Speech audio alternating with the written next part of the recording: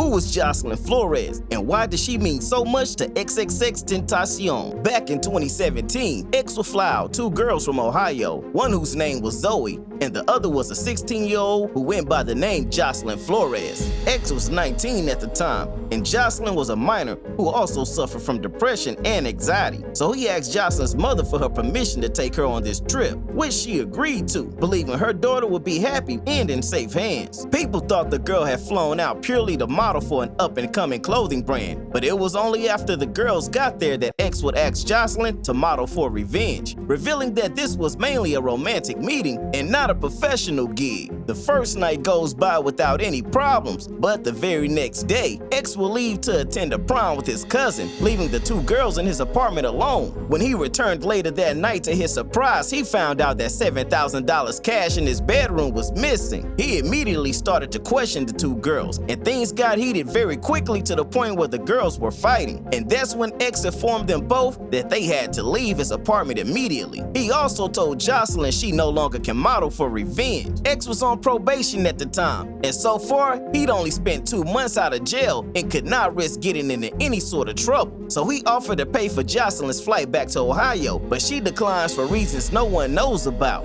X leaves for dinner that night and receives a barrage of text messages from Jocelyn, begging him to let her stay. And the last text she sent was shortly before she would find herself in a car on her way to Hampton, driven by 2 of X's friends who say they never knew her name. It was reported that she checked in all black, except for a blonde wig hiding her black hair, and was helped into the hotel room by one of X's friends. After helping her settle in, the friend left her for a while, and by the time he returned, he claims that she was alone in a locked hotel bathroom with the lights on. So the friend thought he would leave one more time to go smoke with the other friend. After his smoke, he returns to see that Jocelyn is still locked in the bathroom with the lights still on. It was reported that the friend was smoking the good stuff and wasn't thinking straight and was super tired, which he then went for a nap. He wouldn't wake up until 7 in the morning and realizes that the bathroom is still locked and lights are on. And so he panics and called the hotel staff, who shortly arrived to the room with a screwdriver. They discovered Jocelyn's lifeless body on the bathroom floor, immediately ruling her death a suicide. The song Jocelyn Flores, written by XXXTentacion, was dedicated to her and will peak at number 19 on the Billboard Hot 100, helping a lot of people that are battling with their own depression.